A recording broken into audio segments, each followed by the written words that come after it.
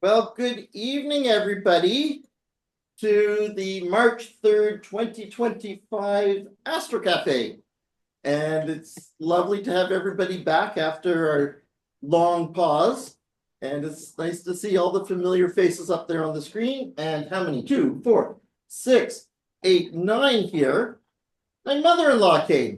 This is Eva Bilt, also named Eva Bilt, just like. She trying to give you away? I invited myself along. And Very I good. feel very welcome, so I'll behave myself. Okay, so tonight, I think I'd like to start with David Lee because you are tempting me with pictures of Mercury. Yeah. I think there's other people here too. They should share their photos as well. That'd be But great. uh, but I'll start off. Friday night, I went down to Dallas Road. Let me just share.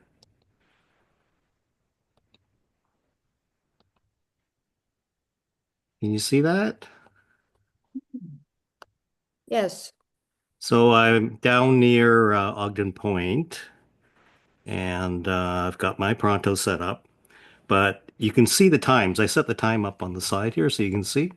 So this is just after 6. So it's still kind of way too bright and kind of way too cloudy, actually.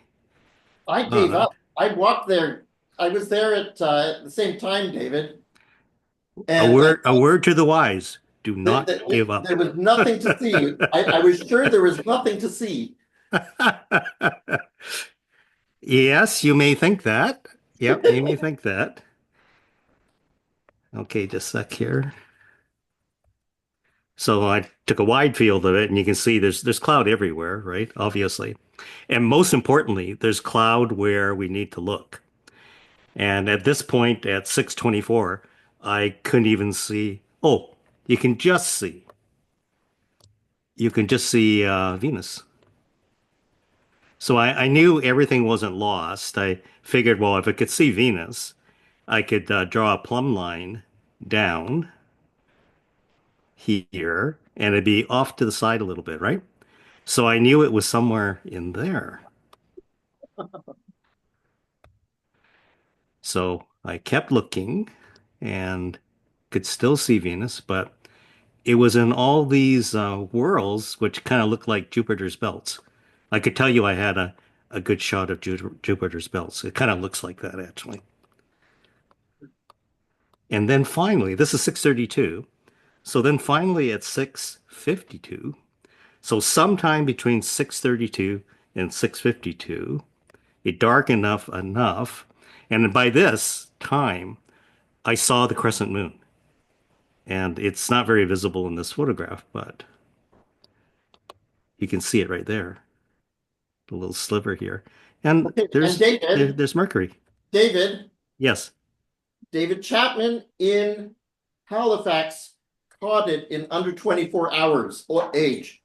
Oh So yeah, it was a very thin crescent. you're probably about 4 hours later. So it's not quite an under day moon, Yeah. but it is so close. So way Yeah. to go. Yeah, but I like there's somebody else here. I know there's somebody else here who took some pictures and they should speak up. Yeah, I got some photos as well. It's Kirsten. Um, yeah, I'd mentioned to David, I guess, I don't know, a couple weeks ago that I was going to take a run at trying to get Mercury, and we ended up down by Dallas Road, and I was at one part and David was in another, and he texted me a picture, and I'm like, you must be really close around here. And that was pretty funny. But we didn't actually end up running into each other until I will share my shot though. Yeah, I was really happy with it. And I got a picture of the new moon as well that I was Yeah. really pleased with. The reason why I asked St. Kirsten is they're much better than mine. So here's my shot of Mercury. And you can see actually the crescent moon in here. Like I actually got them combined, Um, which was Kirsten, could yeah. you hit the eye, the little eye on the bottom left so I can see what time it was? 6:52. Oh, same time. Same Yeah, time. there you go, right? Okay. Yeah. Yeah, so I was pretty happy with that. And then I'll share my my moon photo as well. I was really happy with that. It was like a day old moon. And I've never gotten a picture that good of it before. So that was yeah, that was pretty nice. So I posted them both on Facebook. I was pretty proud of them. So Kirsten, I can't see the moonshot. oh, okay. Okay, let me do this. Oh, here we go. I'll do that. Okay, there's the moon. Oh, Ah, very bravo. nice. Yeah, very nice. Yeah, I was pretty happy with that. I mean, and it was just amazing, like how the moon, like so right now in this shot, which what time did I take this one? Uh Oh, 6:45. 6:45. So by Mhm. this point, I think Mercury is still up. You can see it. It's just above that dark cloud. Oh yeah, there it is. Yep, Yeah, yeah, it's yep, there. there it is. And I tried repeatedly to get a really beautiful clear shot of the two of them together, and just didn't happen. But that's okay. I was happy to get both. Mm. Yeah, yeah. Yeah, there were actually a lot of people out. I was entertaining a bunch of people while we were waiting. I was madly trying to find Mercury, and everybody kept on asking me about planets. So I showed them in between. I may have been able to see it even earlier. It's just that there were too many people asking about Jupiter and Venus and Well, Mars. a few of us went down to Cattle Point after that, actually. There was Jill and Brenda and David. You came down, I think, for a few minutes, and and there were so many people out at Cattle Point on Friday night that I mean, I could almost barely get you know, I was pointing out things to people all the time. I could barely get my own stuff done. It was there was just very a lot of people. Yeah. So I have a general question for the crowd, because I certainly had to answer a lot of people about how important seeing the planet parade was. And, my normal answer is it is wonderful to see how the Earth and the planets move through space. And it's going to be hard to see Mercury and Saturn because they're so close to the sun, and you won't see Neptune and Uranus without a really good telescope. But certainly Jupiter, Mars, Venus, that's great. But they're always great. Always look up, because it's always a joy. But what else do people answer when they are confronted by something like this? Well, they often ask, how often it happens.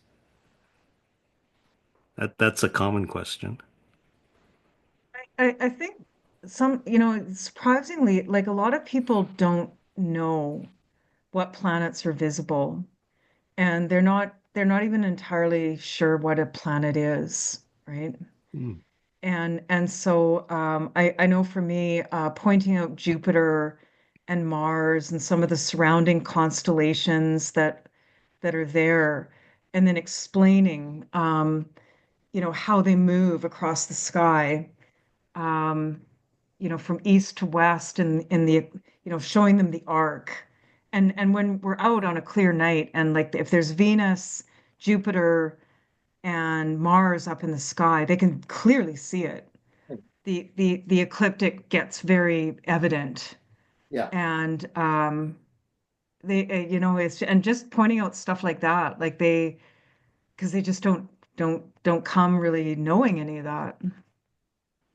Yeah. Yeah, and I think the other thing to point out is that although the news services hype one particular evening, it's good to reinforce with them that, yeah, you can look at it the night before that, and 3 or 4 nights after. It's the planets don't move that rapidly, although of course the moon does, but the planets are lined up for days and days. So, Yeah, actually, if it wasn't for the bad weather, it was available most of January, actually, or a lot of yep. January. Yeah, Venus has just been in just spectacular. Um, and yeah, the sort of the procession of the new crescent moon, Mercury, Venus, and all the way up on Friday night was just an incredible sight, actually. It really was.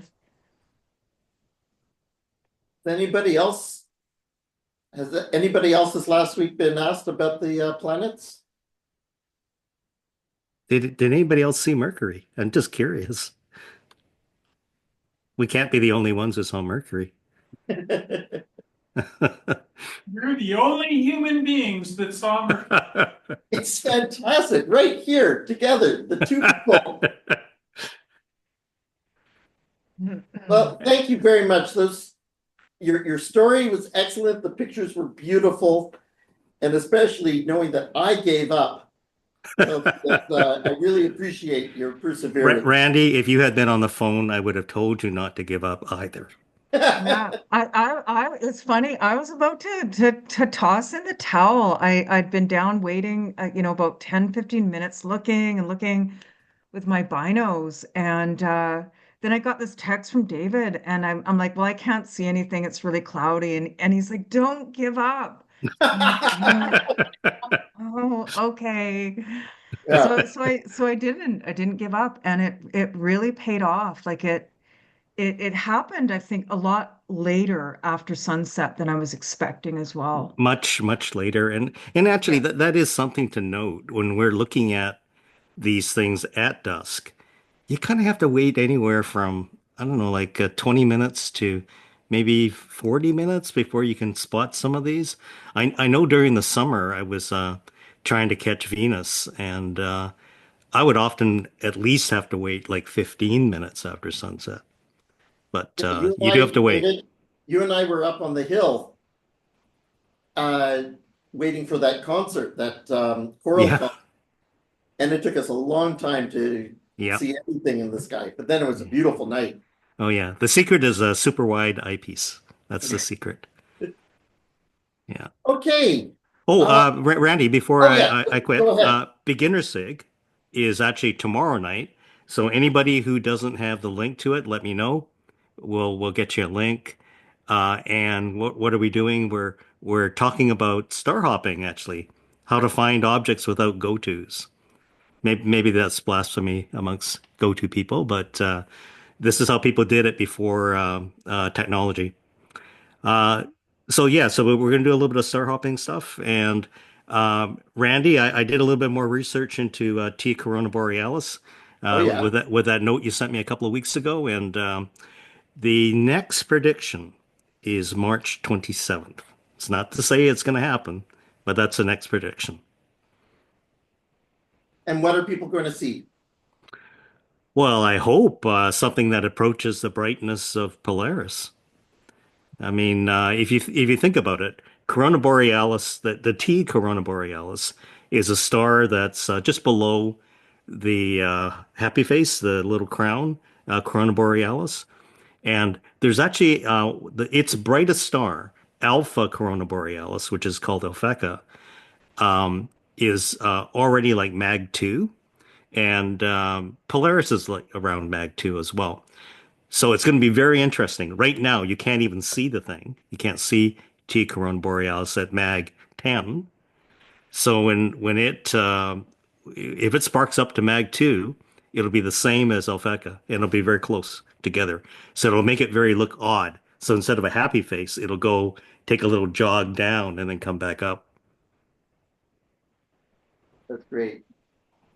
Okay, well, definitely anybody who gets the news, spread it around our community. Randy. Yeah, I'm just thinking of the timing of the pictures. It was 6:45 that you got photos of the moon. yeah. The full moon occurred at 4:44 p.m.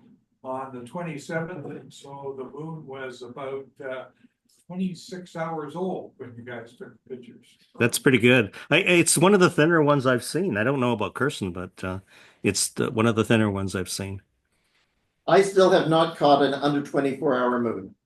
Mm. I It's think on Joe my Carr list. Joe Carr might hold the record for that one. I think Joe, did you do an eight hour or No, no? well, it is. 8 hours? There's a 0-hour moon taken by, what's his name? Lawrence Lavidaire in France. Yeah. Yeah. You've got a very young moon Yes, record, but don't you, Joe? when it was five, Yes, I do. I just forget what it is, but it's definitely below a day. Oh, for sure, for sure. Yeah. Yeah, that was down at in Arizona. 8 hours is very, very difficult. 18, there's lots of people who've been able to do that. Like, yeah, that's important. We're like, well, Friday was the beginning of Ramadan. That's when the Muslim community first saw the crescent moon and they started Ramadan on that day. And there's a huge thing of research on how early you can see the naked eye crescent moon. But that's for another night. I think, because you've already done your public service announcement about the special interest group, I'll go on to talk about the International Astronomy Day. This year, it is on May 3rd, Saturday, May 3rd, from 10 till 3 at the museum. And then, I don't know what time it starts in the evening, Laurie. What time does the party start? You muted. You did. It probably would be 7:30. We'd be back at the 7:30 times rather than 6:30. Okay, so tomorrow is the beginners special interest group. Next Tuesday is going to be an organizational meeting. I've sent a link. And in particular, we're hoping to get people from other institutions. I've been in correspondence with Tristan, somebody from Camosun. Still Good. haven't heard from anybody at UVic. So Kirsten, maybe we'll talk about that. And we'll see who we can get from the various schools. But the organizational meeting will be on the Tuesday in 8 days. Link has been sent at 7:30 and hope to see some people there. It's going to be the same sort of organization as other years where we've got a system that works. And so it's just about sharing the load around the various displays and preparations. Okay, so that's International Astronomy Day. I crossed that off my list. On the third? May. May 3rd is the actual event.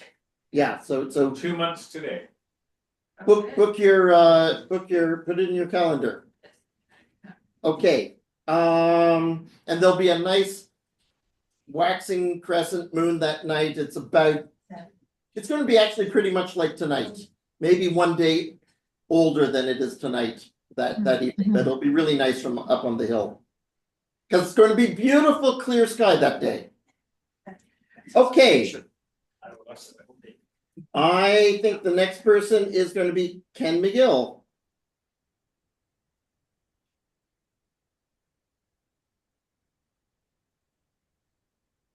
Oh, Gary asked who do we contact to volunteer? Me. Write me an email, but we've got a spreadsheet which is on the shared drive, but you're no longer a VP, so I'll fill that in for you. Okay, Ken, are you ready? You're still muted.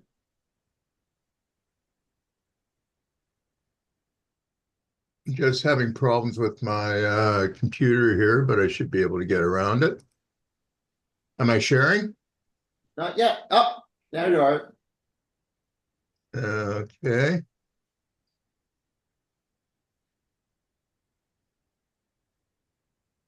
So this would be the Pac-Man Nebula. No, we're not. You're not in presentation mode. We just see your directory. Okay. Um,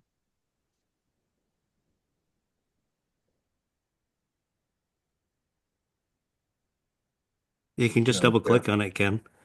I did that. Oh, you might be not on the right share screen. Yeah, unshare and then share the screen rather than the app. Yeah. Okay, this one may do it. Yeah, you can just share your desktop. That'll work too.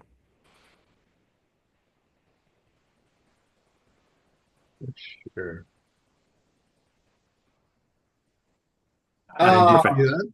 Beautiful. oh my goodness, that's amazing.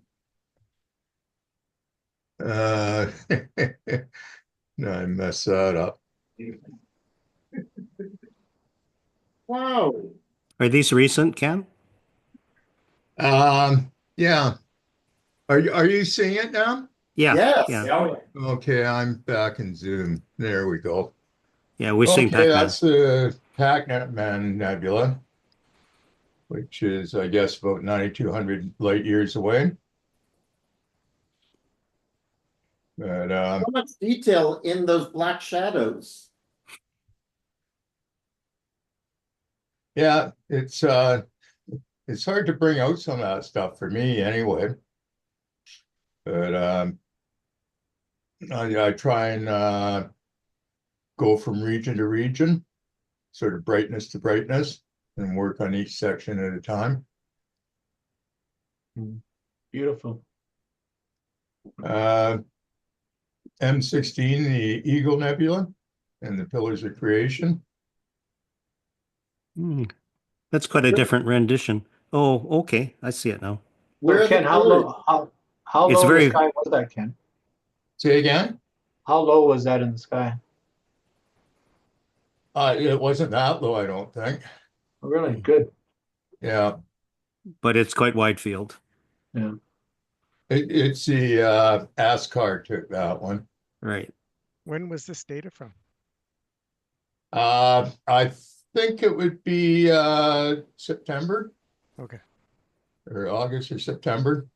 I haven't got any data since, so From Cattle Point. yeah. Hmm. Which is pretty crazy. You can do that from there. Wow. I put together a calendar for family and that, so I didn't have enough images, so I made some of my old ones starless and some of the new ones. So I'll show those to you. Oh, there's one more nebula here. This is in Pisces. I've searched 3 different areas to try and find out what this nebula is. I can't find it and get the names of the stars and everything, but Gary was kind enough to name it the Watermelon Nebula, so I'm going with that. And these are the starless images. That's the Cygnus Loop. The first one was the Cygnus Loop in RGB. This is Cygnus Loop in SHO. And the Eastern Veil. And Elephant Trunk, of course. The Heart. Nice. You're going too And fast, Ken. what's that? You're going too fast. Oh, okay. So beautiful. You want me to go back a bit? Yeah.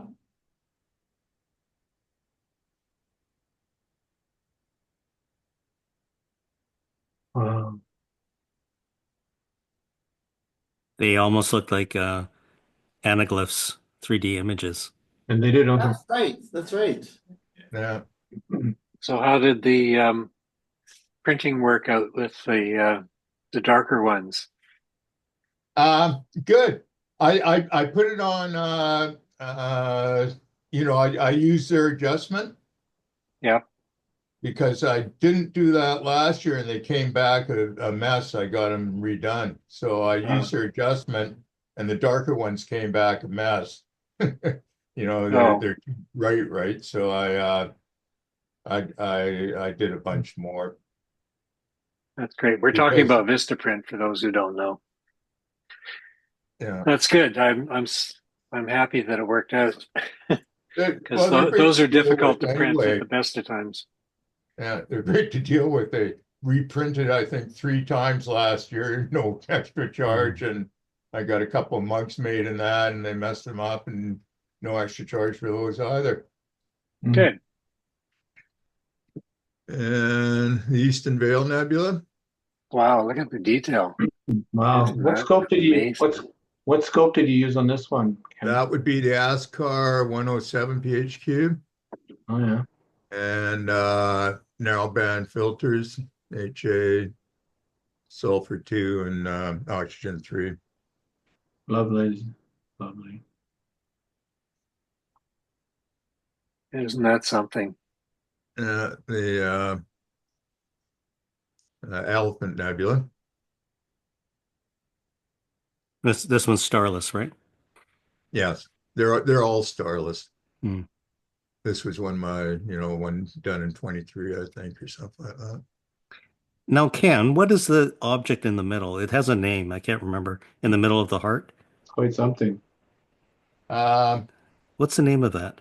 I can't think of it right now, but Well, I can look. There's look so it up. many names I'm trying to memorize in this business. It's hurting me. Yeah. And were these all taken from Cattle Point? Yes. Well Fantastic. done. Well done. The magic of narrowband. And that's a little bit harsher one of the Soul Nebula. What's it called again? The Soul.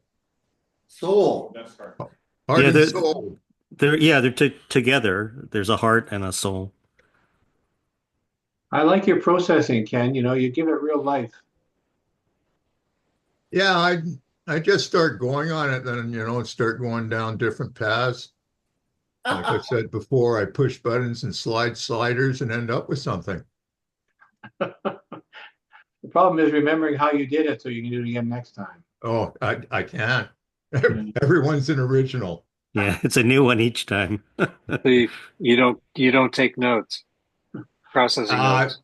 No, but because of the data I had this summer and everything like that, and the confusion I went through, I'm going to take detailed notes of everything, the whole process. Yeah, I learned that lesson the hard way years ago. And Can't I you- always take notes when I'm processing. Can't you record your processes in PixInsight? Yeah, You can you can record them. you can Yeah. store the logs, but you have to track them as well, of course, because they're quite voluminous. Mm-hmm. I basically have a printed sheet out of what I do in that order, and it just comes off of Masters of PixInsight. They have a processing for narrowband and et cetera. But yeah, I basically use that right now, but then I'm adding steps all the way and stuff like that as everything new comes out. So it's just my basic direction, I guess.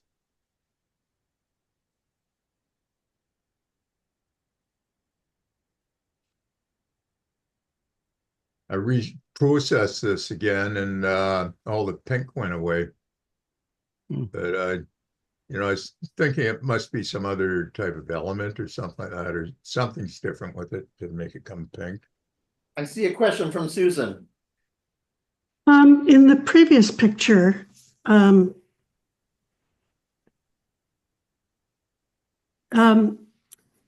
I didn't know that this was outer space. I would have thought it was just a great picture of the sun hidden by clouds. So my question is, what's the light source? And what's the dark stuff? Because something's making it light. Yeah, well, it's stellar nurseries and that, I believe. I mean, Dave Payne's the one to give you the extreme details on that. But Susan, Ken mentioned these were starless. He took the stars out of here. There's actually a lot of stars in there, but he just took them out for this picture. Okay. Yeah, often when things are rimlit, there's a light source, right? So yeah, those are the stars that are missing. In the center of that big black dark area, there's a number of very young stars that are emitting lots and lots of energy, X-rays and ultraviolet light that are. And they're basically blowing the gases away. That's why a lot of those tendrils are pointed towards the center, because the gases are being blown out by the solar winds from all those young stars. And the radiation is causing the gases. It's exciting the hydrogen and oxygen, and which is then letting it emit and create. Brock, you know the name of the object in the middle. What in the middle of this? Yeah, you mentioned it once. It wasn't this one. Oh, it isn't? You're thinking of the heart of the heart? Yes, that's what I'm thinking of. Yeah. Yeah, I don't know if it has another name. Okay. But I've heard of it just called the heart of the heart. I think it starts. It starts with an M. I'll find out what it is. I don't know. Yeah. God may have created the stars, but Ken removes them. Yes. Sounds evil to me.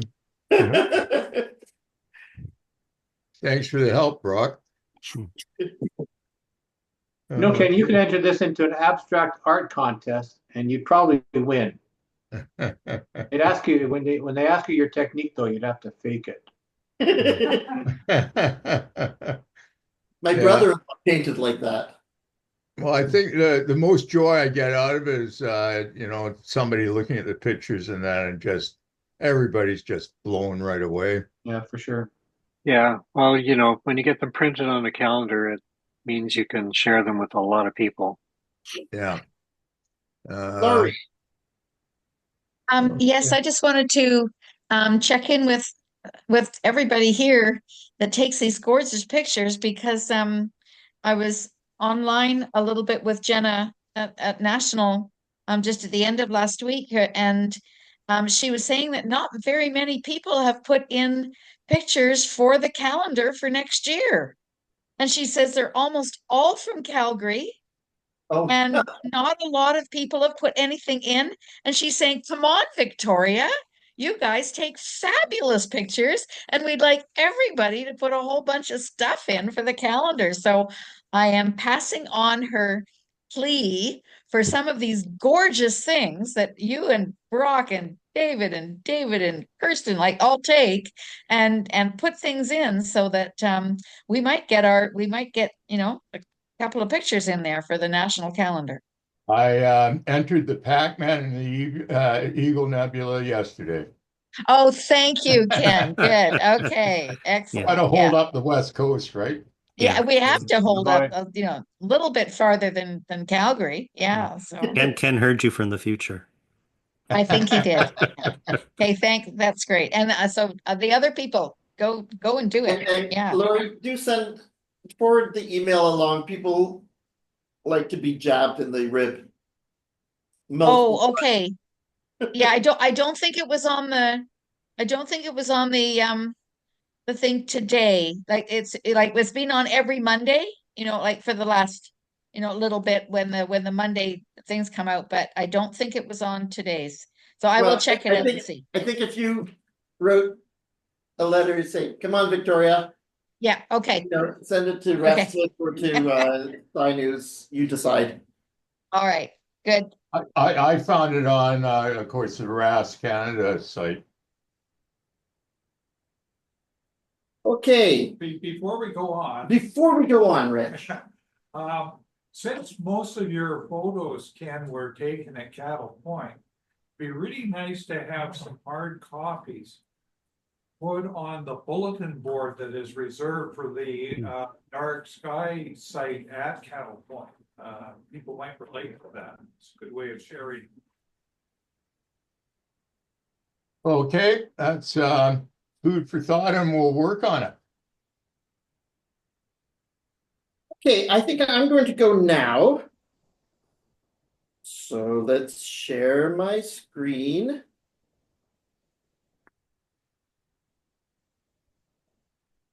And let's get up.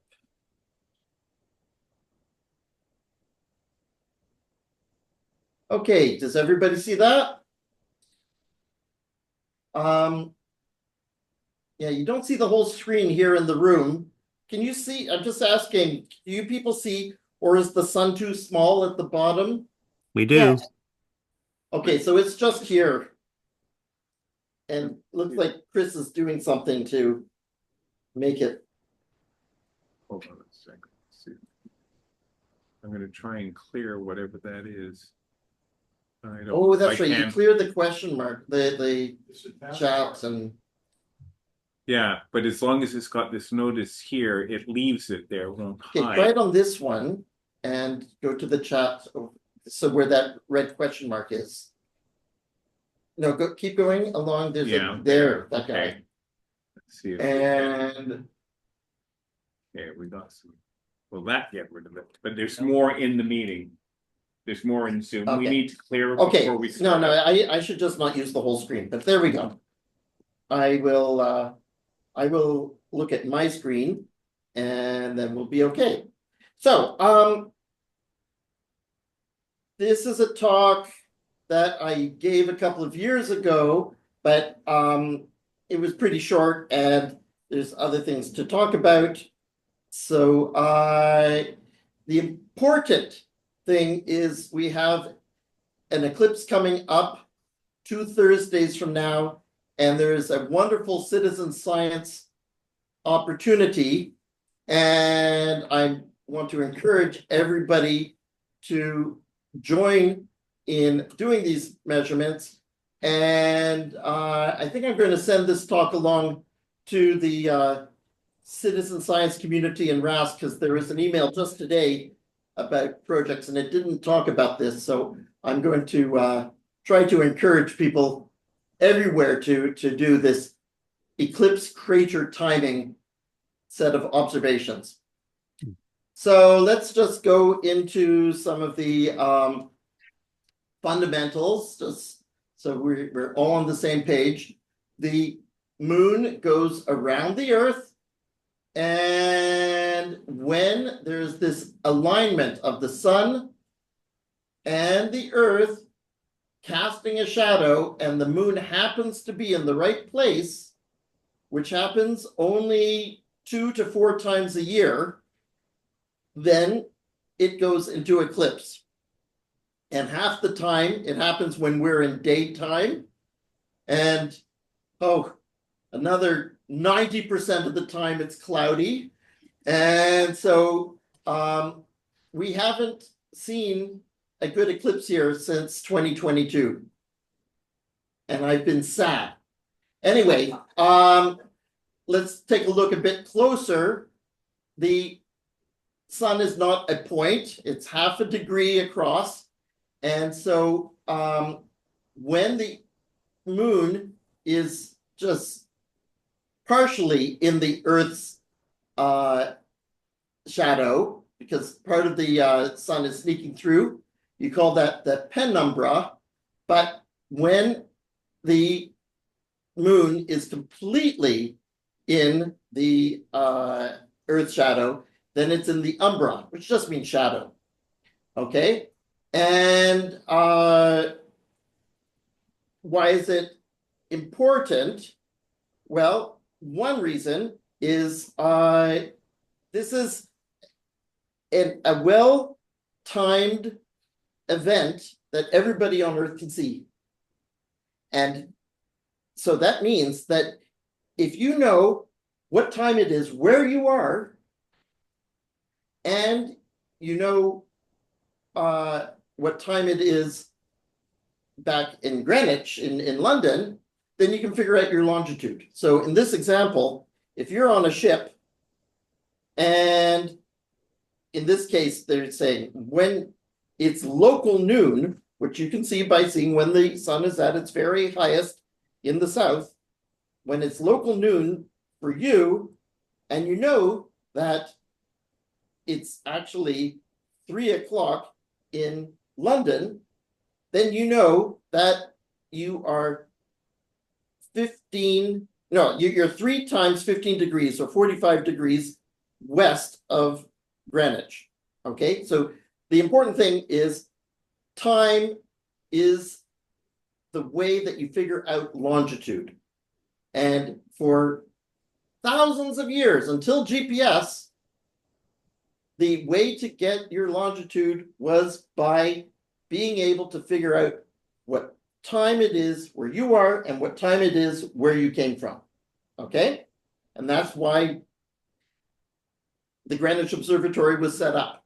It was for the longitude problem. So if you knew exactly when the Earth's shadow goes by the crater Tycho, and you take a look at what time that is with a clock that was set in Greenwich, then you'd know where you are on the Earth. But it's got even more interesting lately because there's all this interest in exoplanets, and in particular in the atmospheres of exoplanets. So on Hubble, or now especially on the JWST, they're doing these incredible measurements of planets going in front of stars and looking at the changes because of the atmosphere around those planets. And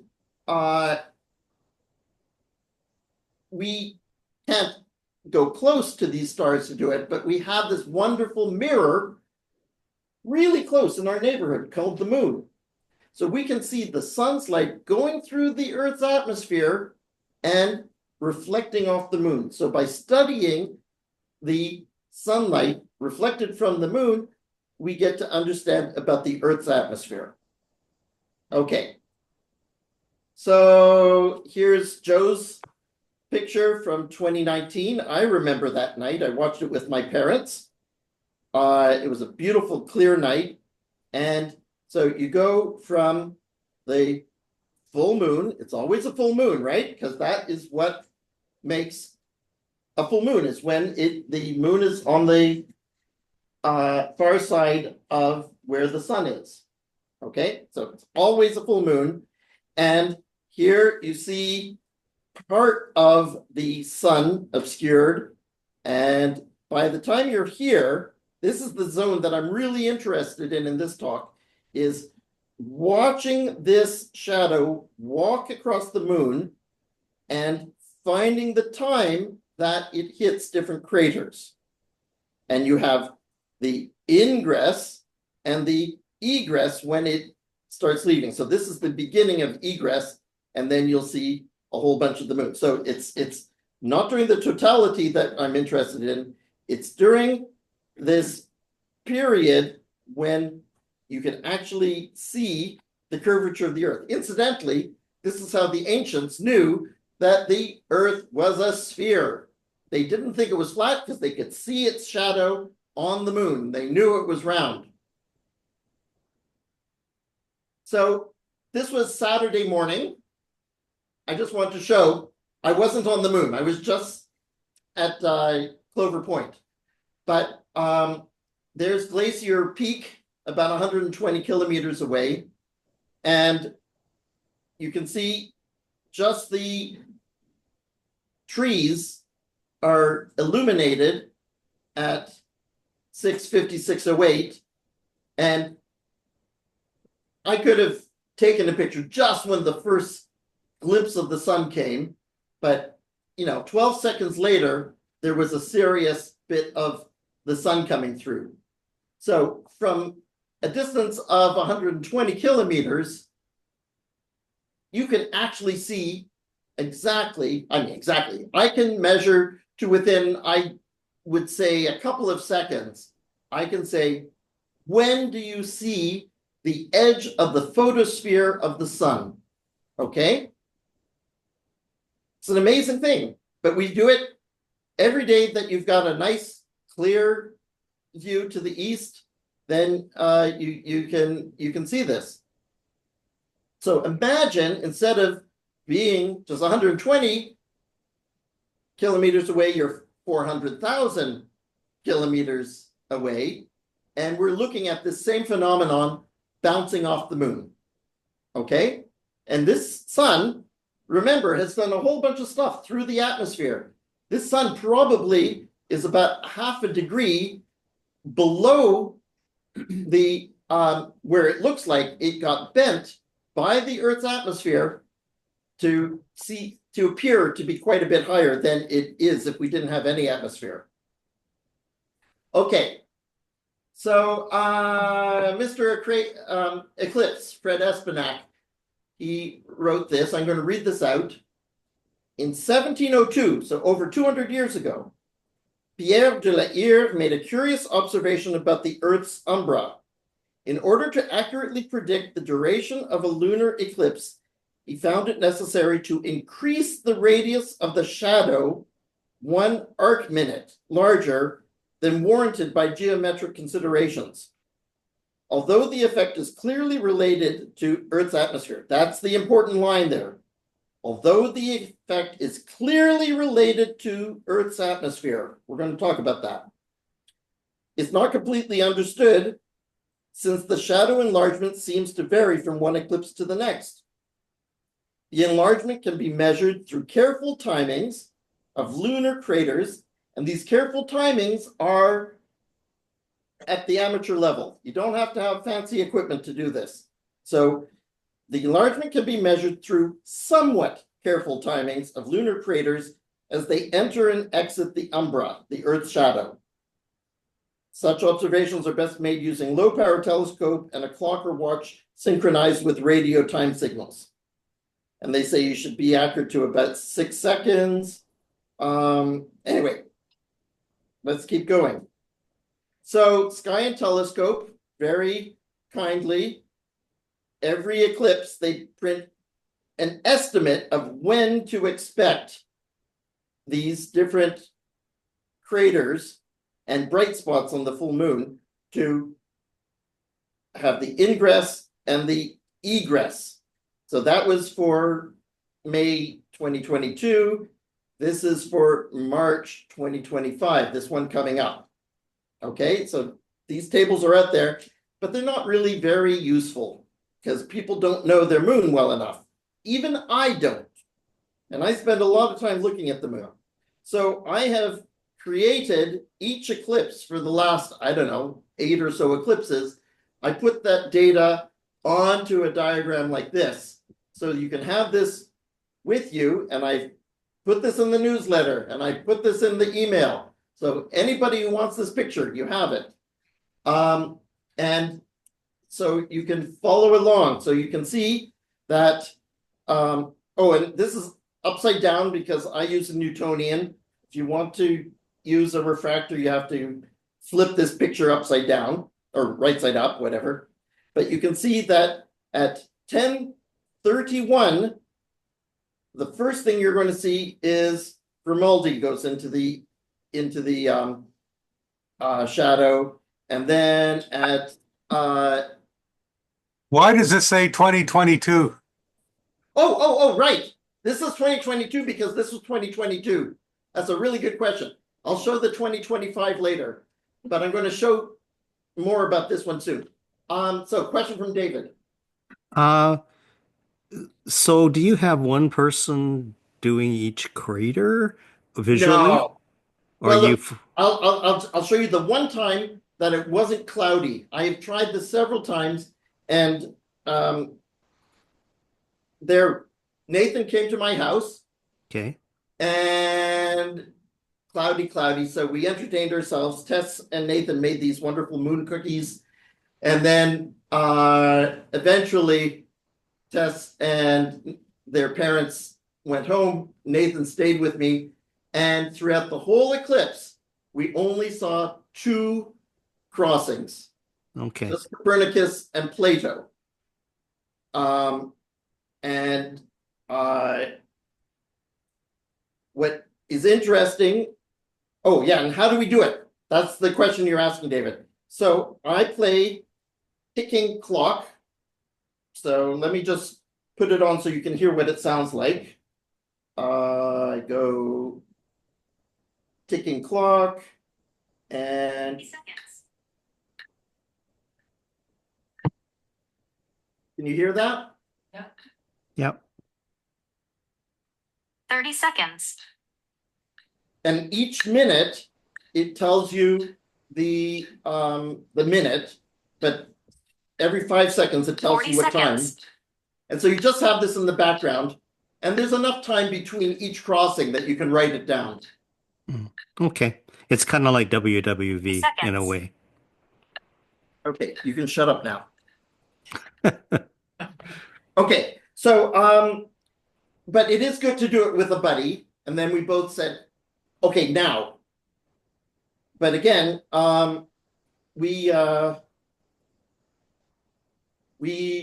only saw Copernicus and Plato, and we were really watching. So, and that was only with egress, with the light of the sun coming back onto the moon.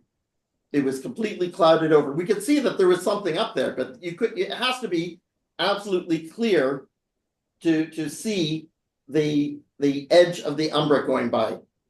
But it did tell me that I think we were good to about 10 seconds. And it's interesting that both of our observations were more than a minute after what they said. These are only to the minute. And anyway, they don't know what it is. They are assuming, well, we'll talk about what they assume when they do these calculations. What precisely are you timing? The central mountain? It goes by fast enough that I'm just saying it's going by somewhere in that region of the crater. That's okay, so you're not going for a particular point then. Okay. In the database, they have for something like Grimaldi, which is quite big, they actually have a different code for touching it in the middle and exiting. Okay, but that's only important for big things like Grimaldi or Langrenus. For the tiny ones, it's somewhere in the middle, but it's a fuzzy line going by. So I don't think you could actually say. And Okay, your timing resolution is only 6 minutes, so it's even kind of vaguer, right? 6 minutes. No, I think we were good to about 10 seconds. Oh, 10 seconds. Okay, I thought you said 6 minutes. Okay. They were asking in Sky and Telescope, they recommend 0.1 minute or 6 seconds. And I think that's a bit optimistic. But again, I have observed since I've started trying to do these measurements, I have only seen 2 crater crossings. It's very sad, but it's going to be perfectly clear next Thursday, right, Reg? Absolutely. Thank you. So Randy, Randy, wouldn't this be better to be done photographically? It's a completely different thing. Yes, people also do it photographically, but the dynamic range of cameras is terrible. So I don't know that you would do a better job with that. Okay. The eye is way, way better at this, but we're going to talk about that. Let's keep going. Hold the thought. Okay, so this is indeed for the Thursday coming up, and you'll see that the action starts at 2100. When does your NOVA program finish? 2100. At 9. Okay, so because it's going to be beautiful clear, have your telescopes all set up, because the eclipse starts quite a bit earlier, but the umbra will touch the moon at 9 minutes after 9. Mm-hmm. That's the. This is the 13th. Yes, 13. So you're. Not this week, It's not next this week. week. It's next week. Yes. Yeah. About 10 days Yes. Okay. plus or minus. So there's this wonderful article. David Harold and Roger Sinnott. And I actually did have a bit of a correspondence with Roger Sinnott in the last month. And he says, yes, they are indeed still compiling the information. So that's very good. He's one of the editors of Sky and Telescope. Anyway, this is an amazing article. And I'm not going to go into the mathematics of it. It is complicated. And for now, I'm still counting on their calculations. I really want to be able to do this myself, but until such time that I get all the maths correct, I'm just going to use their calculations.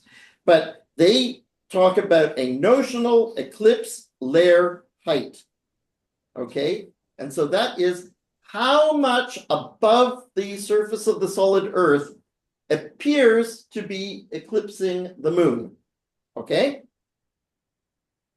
and so this was from oh dear, I think this was from 2019. I can't see the top of the screen. Can you guys see the top of the screen? April something 19 something 03 09. So this was one case, and we see Grimaldi and Aristarchus, and there were a whole bunch of people who submitted their timings, and you see that there's a range of quite a lot, but there's a good mode. It's kind of normally almost in a minute. distributed. Yeah. And when they convert these times, these are number of seconds since midnight, I imagine, universal time. You convert these to how big the Earth had to have been at the time to create that shadow. Then they see that, you know, it's somewhere around 80 kilometers above the Earth's surface. Now, that is huge. Let's just keep going with this. So the notional eclipse forming layer is, so these are from the August 17, 1989 eclipse. There was a lot of people who sent in observations. And so there's one idea that it should be a height, and the other idea is that it could be a proportion of how big the Earth is, because as the moon gets closer and further away, then the angular size of the atmosphere is going to be different. Anyway, there's different models, and but this is showing that it's noisy, but you can see that there's a very strong mean somewhere around 80 kilometers. Does this account for the lateness of the Earth? Yep, they do take that into account. They don't take any of the mountains and things into account, which they do when you take a look at the images of where they expect the solar eclipse to be. They're actually using the digital elevation model of the moon to work that out. There's a wonderful article just recently published by Ernie Wright in NASA. Just wrote this wonderful article about how he does those calculations. Anyway, so let's talk about what could be causing that the Earth appears too big. So the first thing is, could it be clouds? And the thing is, there's not a lot of clouds more than 10 kilometers up. And that's a long way from 80. When we take a look at this way, it's kind of cool. When you see noctilucent clouds, they are 80 kilometers up. But they are very nebulous. What's the word? Gossamer. Anyway, they're not going to cast an opaque, they're not going to be opaque and cast a shadow. Okay, even though they are at about the right height. The interesting stuff is down here, bottom 10, 20 kilometers. Cirrus clouds are just a bit over 10 kilometers up. And those are the really high clouds that we usually see. Okay, so there are some videos of eclipses of, lunar eclipses from the moon that were taken by various spaceships, but they're not very good. So this is from a movie that can be taken 16 times or 18 times a day from the space station. But you can see here a sunset that happens every 90 minutes from the space station. And I took the curvature of the Earth, that's the red arc there, and figured out how big that means the Earth is. And then I put this rectangle, which is equivalent of 80 kilometers above the surface of the Earth. Okay, so we are expecting to see the crater timing that people have observed. We expect that there will be light above this pillar and no light below it. And the width is about the size of the half degree that you expect for the sun. Okay, so now it's going down, and you can see the center of it is, I don't know, maybe about 30 kilometers up. The sunlight is definitely reduced, but there's still a lot of sunlight. Now it's getting pretty low, and you can easily see that 10 kilometers of atmosphere now, right? That blue backlit shade, that is light that is being scattered by the atmosphere, but it's way, way below the 80 kilometers at the top of that pillar. And lower, lower, and poof, sunset. Okay, so just imagine you're on the moon. At what point are you going to say, I'm in shadow? But it's not up here. Whoopsie, it's not up here. It's going to be a lot later. So then recently, 2022, there was this article published where he says he explains it. He explains why the Earth seems too big, and he says it's not, just refraction of the sun actually is going to make it seem it's the wrong effect. It's actually going to make it look like the Earth is smaller. But what he argues is that because it gets, the red light gets through, the blue light gets scattered, that you would get this effect. But then when I went through the calculations in his paper, I actually only got about 10 kilometers of extra size to the Earth. I was not able to see how he worked out that it was going to explain the enlargement or the extra size of the Earth. So another thing is maybe it isn't the Earth's atmosphere at all. Maybe it is the sun, because if the sun were like a steel ball, something solid that is glowing at a certain temperature, it would all be the same color, right to the edge. But when you take a picture, like this beautiful picture John McDonald took during the Venus transit, you can see that it is quite a bit dimmer around the edge.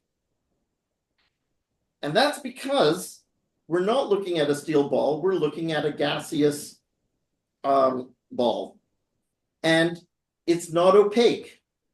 And when you're looking straight down on these spots here, when you're looking straight down, you're looking right into the hottest part of the photosphere. But when you're at the edge, you're looking through to cooler stuff. You're not seeing the really bright stuff. And if you take a look at the intensity, there's quite a drop. And is that enough to account for the 80 kilometers? And all I can say is I don't know. But it really does, the brightness of the sun doesn't go from 0 to 100. It goes along this curve. And at some point, we're going to say it doesn't look like the moon is lit, and here, now the moon is lit. Okay, and then a fourth possibility, and this is an interesting article. It was self-published. He tried to get it into Sky and Telescope, and it never got published. So he put it on a website, Paul Marmot, and then you see, last checked, 2018, the estate of Paul Marmot. Dr. Marmot has indeed died, but I wrote the second author. Okay. And I got this lovely letter back. Thank you for reaching out to me. Yes, I am the person who co-authored the paper you mentioned with Paul Marmot. Your email brought me back to the summer of 1994 when I was an undergrad student in physics at the University of Ottawa. I had received funding from NSERC to participate in research during the summer and was assigned Dr. Marmot as a supervisor. His main field of research at the time was atomic physics, but he has had many interests, one of which was astronomy. He was an avid reader of Sky and Telescope, and my recollection is he did not agree with the hypothesis of the enlargement of the Earth's shadow on the moon being due to the opacity of the atmosphere. He suspected most of it was just an optical illusion, so he had come up with an experiment to test the hypothesis. This is the experiment I performed that summer. So she's now an administrator at the University of Ottawa. Waste. Anyway, it's a lovely paper, never published, just on this website. You know, the question is, what does the eye see versus an instrumented observation? So David, you're saying, wouldn't it be better doing it with the camera? Mm-hmm. It will be different doing it with the camera. But do remember that the eye, as well as having a much larger dynamic range, it isn't something that actually sees brightness and dark so much as it sees contrast. Our brain is a contrast engine. And so this happened to be a paper about spectroscopy during a lunar eclipse. This was, again, to look at the effect of Earth's atmosphere. But this is a graph of the light, the total intensity of the light coming to this point in the middle of Tycho. And at some point here, our eye would say we've gone from bright to dark. And when is it going to be? It's hard to say. But take a look at the time here. So this is, that's 30 seconds. So that's 15. But what this is saying is, you know, if it's a minute, and you got to know that every second that the shadow is ahead during ingress and behind during egress is about 1 kilometer extra in that notional eclipse forming layer. It's about 1 kilometer is 1 second. It's a very easy thing. And so we're saying that you're seeing the Earth is about a minute larger than it ought to be.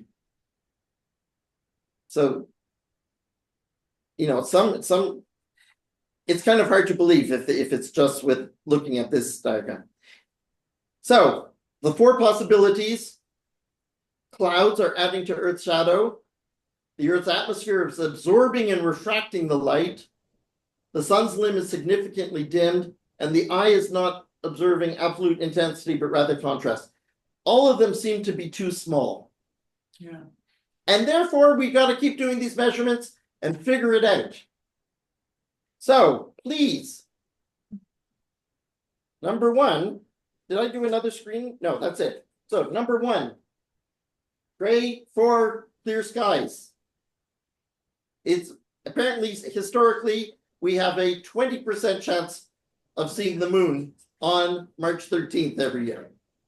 But 20%, 1 in 5. Okay, we can do that. Anyway, Reg has promised us. 2, get your telescope out, get your timer, join a buddy. I make the offer to anybody who wants to. I'm going to set up on my porch because it will look great there in Fairfield. If you want to come and join me, email me. And I don't promise cookies, but I think I'll make cookies, especially if it looks clear. And we'll set up and we'll have the clicker go and tell us, and we'll all watch and say, okay, now it's at Tycho, now it's at Copernicus, now it's at Proclus, and then we'll send our results in to Sky and Telescope, and we will solve this 200-year-old problem, or at least we'll help. And that's my story. How high will be the moon? It's pretty good. It's going to be it's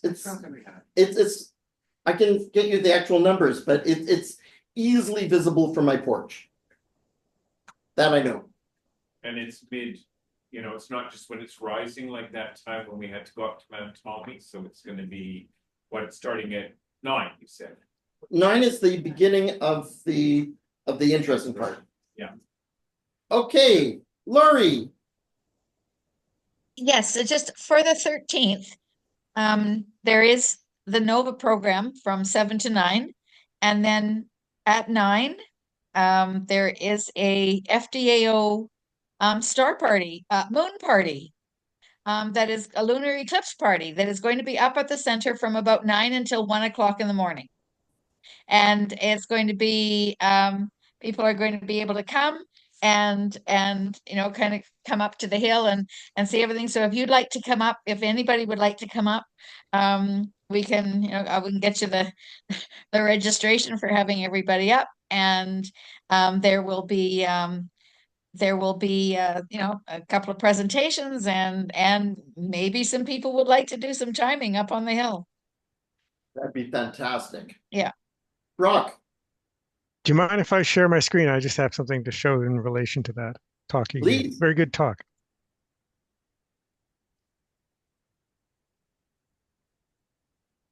So this is an online simulator of an optical simulator. So I'm shining basically a bunch of light rays at a circle. And I've also got a circle that's got a transparent with a very low refractive index. So this could potentially be thought of as the atmosphere. This is the sort of stuff you do for your work, isn't it? Well, I mean, I do all sorts of things, but optics is a part of my background. But anyways, so this is a refractive index of 1.01, which is, I mean, the atmosphere, of course, this is not a good approximation of the atmosphere because it's consistent and the atmosphere would be like a gradient. So it's hard to model on a thing that's on the interweb. But you can sort of get the general effect of you've got incoming light. And of course, this is not the way the sun wouldn't be all collimated like this, but it's an approximation.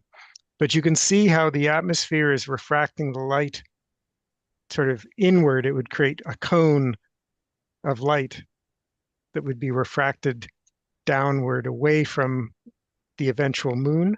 So it is essentially making the Earth appear larger than it would otherwise be. And it, even though it's not necessarily casting a shadow, it's refracting the light away from that edge, right? So that the shadow that would be cast would be larger. And it would be hard if you were orbiting up in this zone here, you wouldn't see it as clearly as you would if you were where the moon is, which would be way, way out here somewhere. So. Oh, wow. Okay. And so how difficult would it be to change, to do several discs instead of just one? It would be easy, but time consuming. Yeah. It's not something I'd considered doing that while you were talking, and I was like, well, there's a limit. I was fumbling around a bit. Okay, but we're going to talk, Brock. This is a really exciting that you have. I've never seen this. So I can take this shape and I can duplicate it, and then I could potentially make the second one a little smaller. Okay, because there should be so- actual data of what the atmosphere is Yes. like. Yeah. And I think that's kind of what that paper that I showed, what he's trying to do. Probably. But that's wonderful. We'll talk. Okay. Margie. Nope, you're muted still. Is Lori next, or is Lori not raised? Not. I think Lori, she said you can She's do done. it on the hill, and that's a wonderful opportunity. Yeah. I am just, I am so blessed to be part of this group. I am just a lot of times I am blown away by what people know and the research and how skills that people have and have access to. So thank you so much. That's for everybody here. We are a learned society, one of the few in Canada.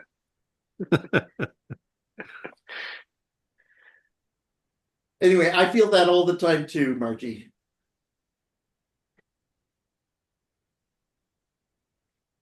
Well, very good. Next on the agenda, Mr. Gainor. Okay. Well, there's lots going on. And I'm going to start with some of the less happy stuff first.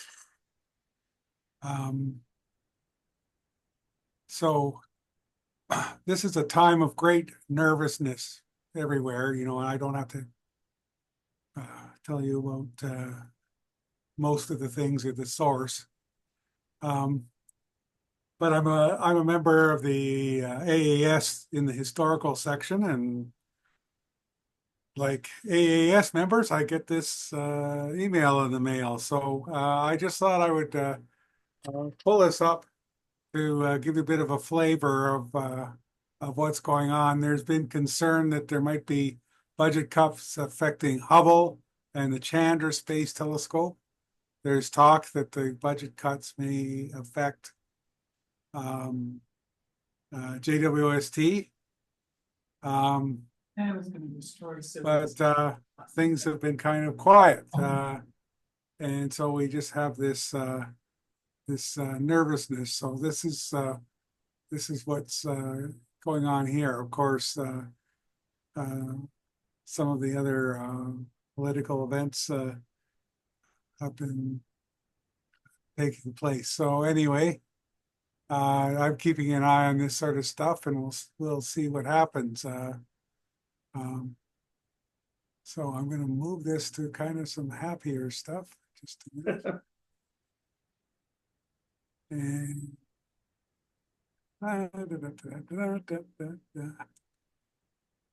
so just a minute here.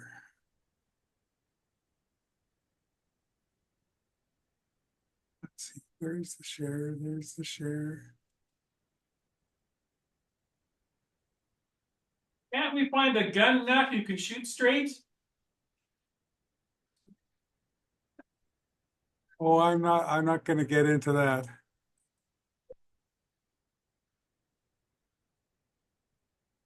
I don't want to bring politics into this very much. Okay. So what's going on in the world of space flight and things like that? And got a question about what's going on with these two astronauts here. Can you see it all right? Yes. So I'm just going to start off with a little note that there was supposed to be a Starship launch earlier today, but it was put off for a couple of days. This is this humongous rocket that Elon Musk is flying, and I think they've flown 8 of them so far. The last one was not successful because the upper stage kind of blew up. And the Starship is quite important because they want to use it to land on the moon and go on to Mars and things like that. And they are having a few teething problems with it. So anyway, that's something you can keep your eye out for. But I got a question. Well, what's going on with these two astronauts that are on board the International Space Station?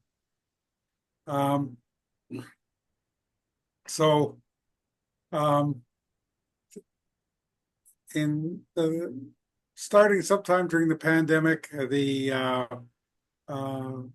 Dragon spacecraft, which is another SpaceX product, started flying, and they've been moving.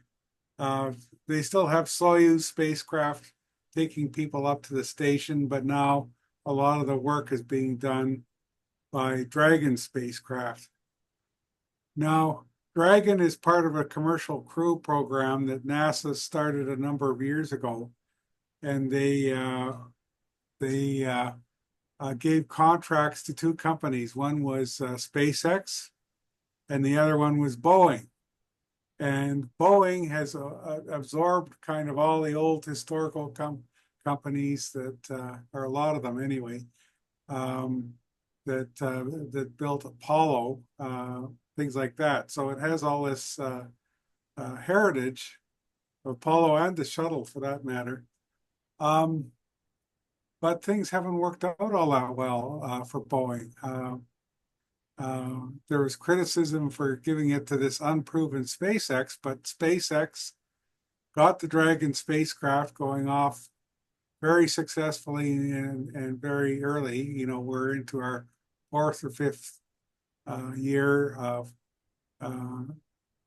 Dragon spacecraft with humans on board, and everybody was expecting big things from Boeing, but with their Starliner spacecraft, and they launched one without anybody on board a couple of years ago, and the mission didn't work out very well. They did manage to bring it back, but it wound up in the wrong orbit, and it was just a bit of a fiasco. So anyway, they selected a crew of Butch Wilmore and Sonny Williams to be the first humans to fly on board the Starliner. And a launch, after many postponements, was finally set for June. And so in June, Butch and Sonny, and you can see them in the photo there, both veteran astronauts, both have long stretches on the station. They're good friends. Both their families go to the same church, I guess, in Houston. Anyway, they were the crew of the first Starliner, and so the launch of the Starliner in June was quite successful. Now, the plan was that they were going to spend 2 weeks in space and then come back. And this would kind of prove out Starliner for future missions.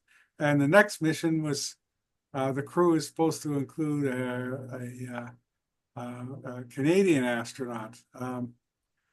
But anyway, they got up into space, and they actually did reach the space station. And this photo here shows the Starliner docked at the space station, but they were having problems with the thrusters, and you can see some of the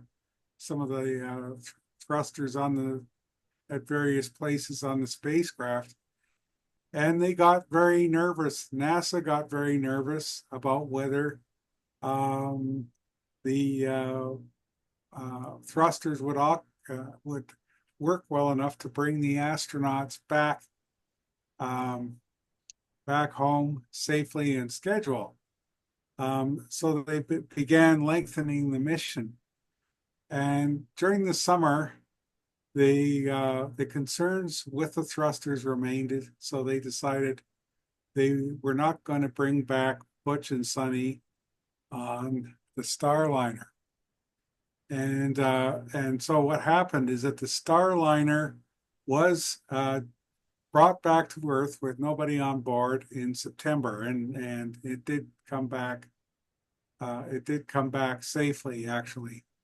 But there's still these questions hanging over. So you have Butch and Sonny up in the space station with other astronauts and cosmonauts. And the rule on the space station is that when you're on the station, you always have your ride home to Earth. And so in September, the next crew that was supposed to come up for a long duration flight was supposed to be launched on a Dragon.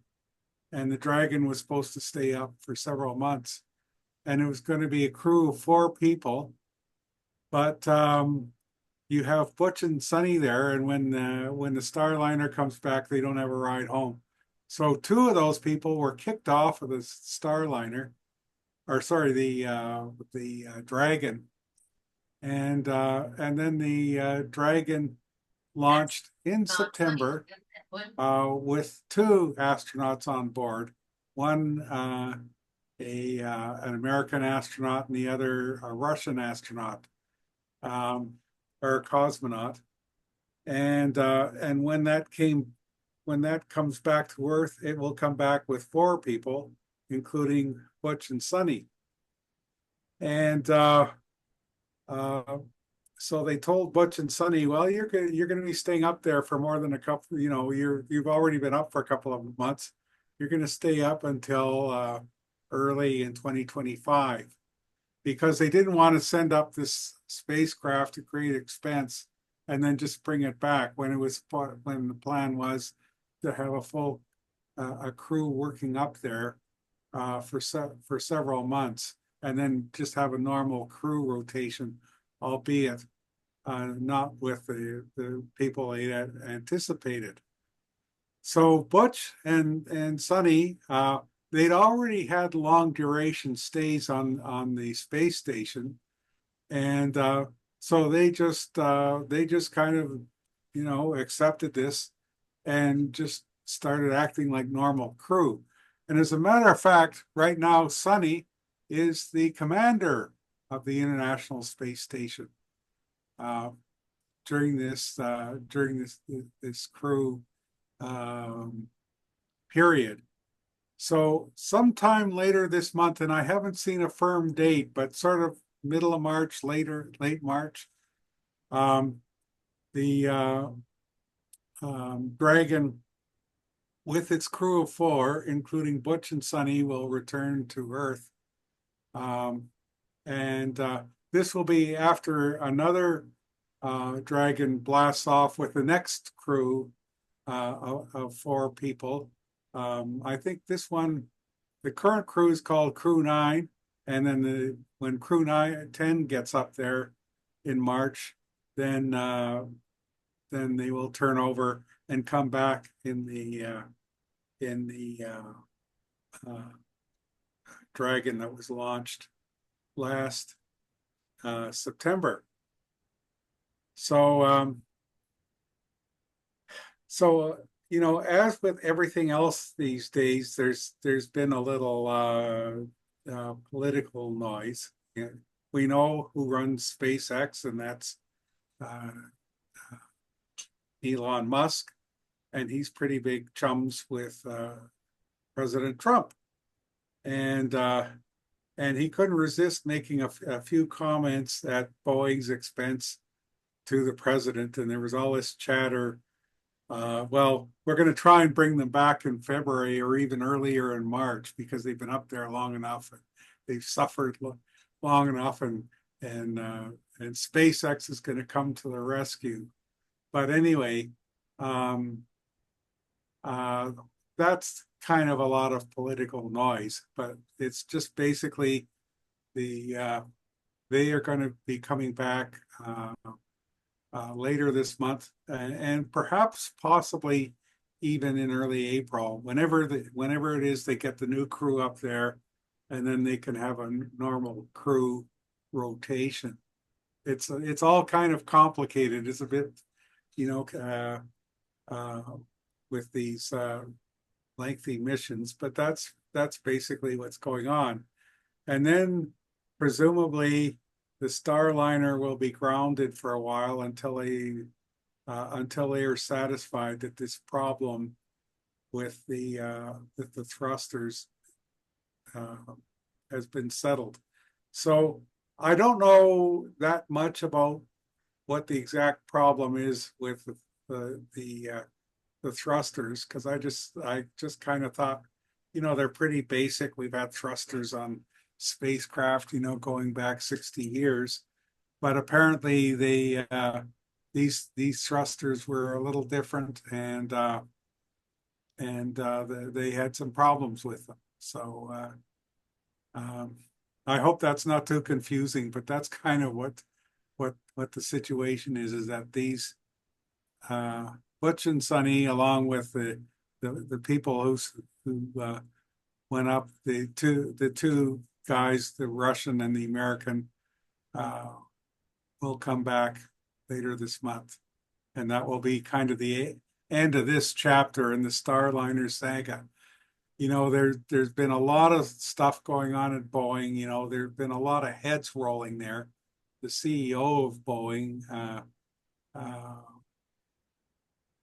recently departed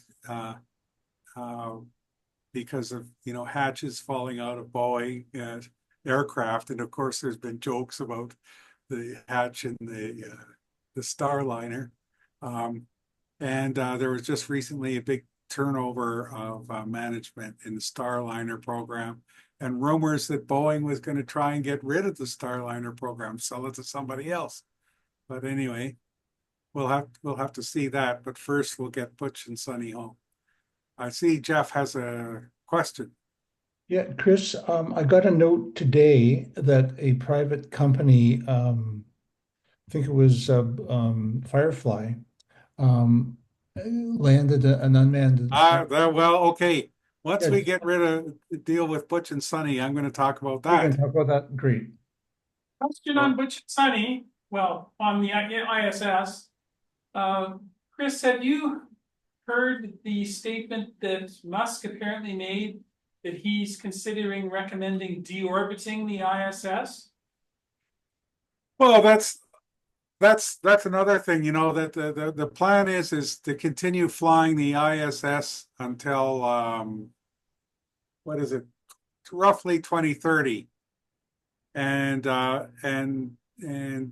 there's already plans afoot for private space stations to follow the ISS with some support from NASA. The Russians are talking about undocking their section of the ISS and creating their own station, yeah, so Musk has been making those statements. He is really, he's really impatient to get to Mars, right? That's his thing. We got to get to Mars. So he views the ISS as a distraction from going to Mars. He views the Artemis program of landing on the moon as a distraction from going to Mars. So we're kind of waiting to see what happens with all this stuff. If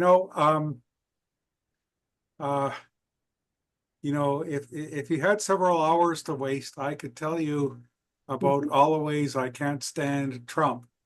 But one thing I will say about his first administration is that I have almost nothing to criticize in terms of the way NASA was handled during that time. But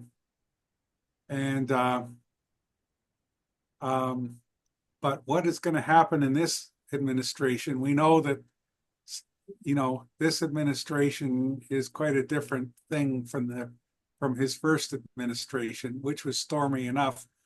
But you know, it almost feel, you know, we almost feel today, you know, like what is it, 5 weeks in, like we did at the end of the 4 years of his first go round. But so he's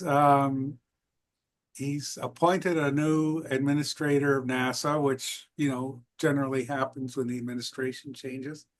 Jared Isaacman, who's quite an interesting character, not really involved in politics, but he's a billionaire, made a bunch of money in the internet, really interested in space, flies high performance jet aircraft, you know, just, you know, he can afford to do that.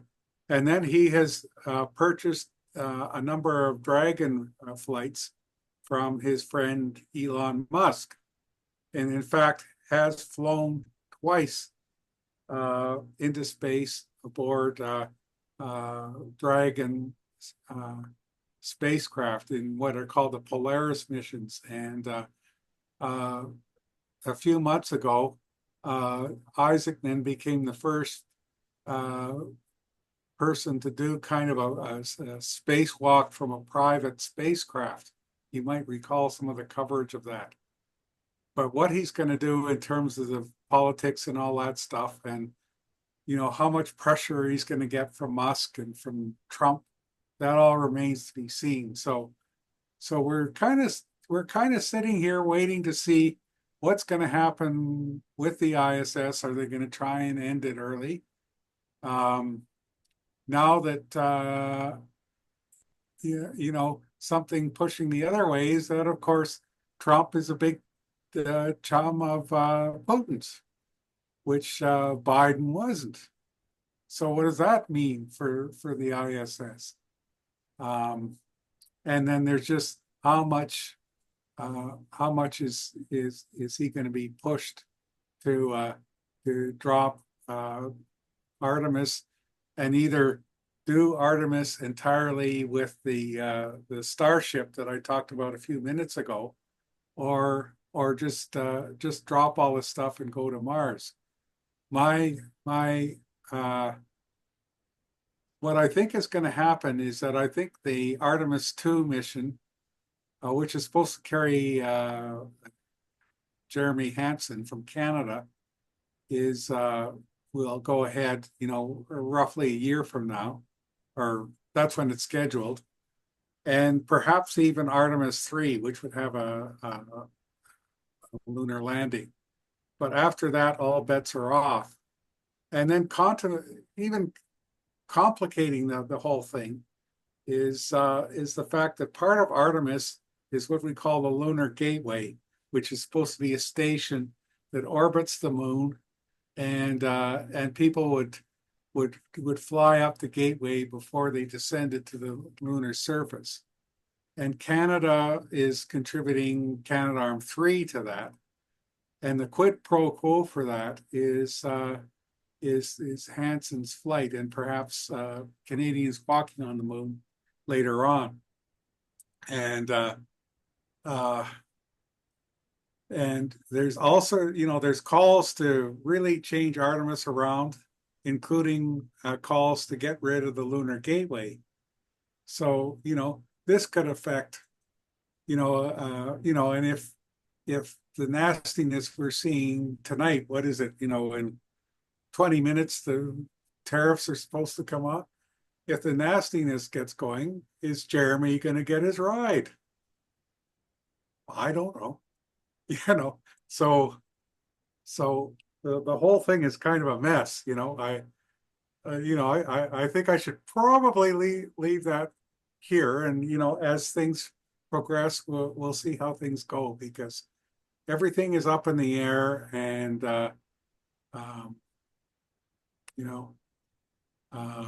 and we're just going to have to see what happens. Thank you, Chris. Oh. Okay. Now I got a couple more things to talk about here. Yay. On kind of a happier note. So this image was taken yesterday morning. This is the shadow of the Blue Ghost spacecraft built by Firefly Aerospace, the first unambiguously successful private spacecraft landing on the moon. Happened yesterday morning. I stayed up late on what was it, Saturday night, but it was about 1 in the morning our time. The Blue Ghost landed on the Sea of Crises and sent back this image. And so Blue Ghost is supposed to operate during the lunar day. And I'm looking forward to more images. There's a number of experiments on board. And of course, it's going to be there during the eclipse that Randy's been telling us about. Oh, cool. And so it's going to be taking pictures. And it just reminded me of, that this is not an unprecedented event. The second American spacecraft to land on the moon, Surveyor 3, took these images back during a lunar eclipse in 1967. Not very good, and it's possible they've got some other ones. Randy mentioned that. I can't say I remember those, but I was sort of when I was a kid, I was avidly following the Surveyor program, and so I remember this. And Surveyor 3 is also famous as the one that was visited by the crew of Apollo 12. Apollo 12 landed about 100 yards from Surveyor, and Pete Conrad and Alan Bean walked over and took their pictures with Surveyor, and then clipped off some of the equipment and brought it back to Earth. But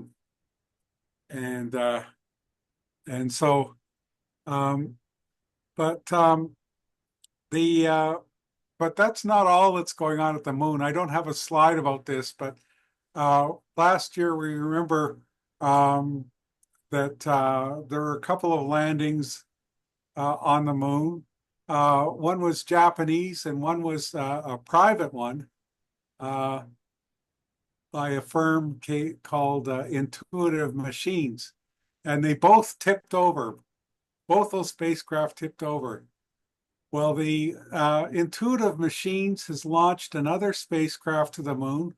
It's called Athena, quite similar to the previous spacecraft, but they say it's improved so it won't tip over when it lands. But it's supposed to land, I think today is the 3rd. It's supposed to land on the 6th. So it's possible, and I think they're trying to land near the South Pole of the moon, the Intuitive Machines. That's where the first one landed last year. But if that works out, it may be. I suspect it'll be getting images of the eclipse too. So there could be lots of interesting stuff happening on the moon. Do they forecast clear skies? Yes. So and I know this won't happen, but we always have to allow for the very slim possibility that we might be clouded out here.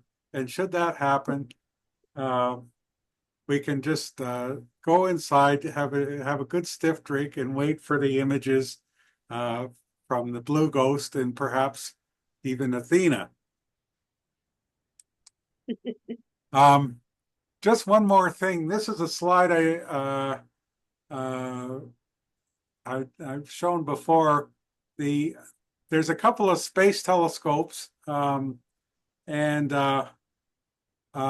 they were supposed to go up in February, and but they've been putting off the launch. A couple of hours ago, I thought they were going to try tomorrow, but now I hear they're going to try March 6th for these. So so this is kind of a short description of what they're doing. But there's just all these amazing but little known astronomical missions that are being launched, and it's hard for me to keep track of them all. But anyway, there's a brief explanation here, and you can you can look for them. I think one more thing before I sign off. There's one more thing. There's been a lot of stuff in the media about an asteroid which had, I think, 1% chance of hitting the Earth in 2028 or something like that. And then at one stage, they were even talking about 3%. They've got some more data on it, and the odds are now 0.04%. So it's not likely to be hitting the Earth. I think they were saying that that was something. It wouldn't be a catastrophe like the dinosaurs, but if it landed on a city, you could probably wipe it out or something. So anyway, I think that's what I've got for today. Well, that was great. Thank you. So yeah, so we've got some Missed good you for a things to month, look and forward to, and some things to be nervous about. Well, that was just great. I'm so glad you gave us all this inside info. And Kirsten, Yeah. we're not going to do the thing with the photographs today because I think that's enough time. But I will say that Kirsten will be the host next week. Thank you very much. And do send her your ideas of what you're going to present. And come on, some people haven't presented, and I know you've got something interesting to say. This is a very accepting crowd. We like people to even just ask a good question. It usually ends up with being a good discussion. So everybody, I'm sure, has something they can contribute, and it's what makes this a wonderful community event. But with that, anything else from the crowd?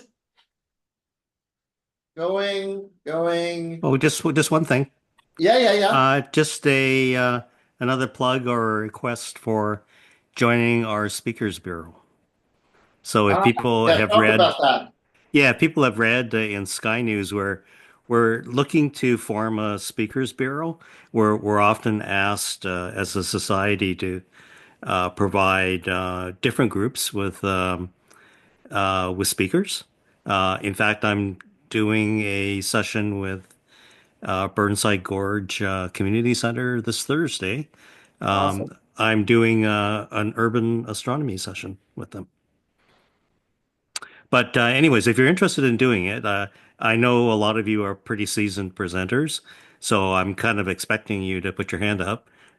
For those of you who are not, but you're wanting to do something like that, then let us know. I mean, we can certainly get you started.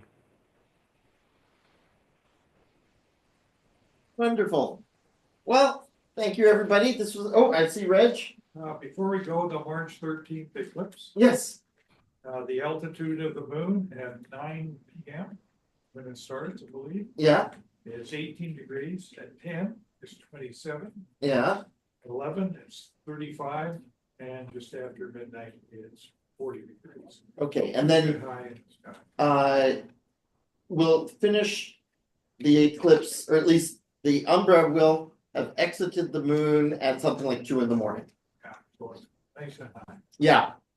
So maybe at 18 degrees, it's a touch low, but it's then going to be really nice for most of the event.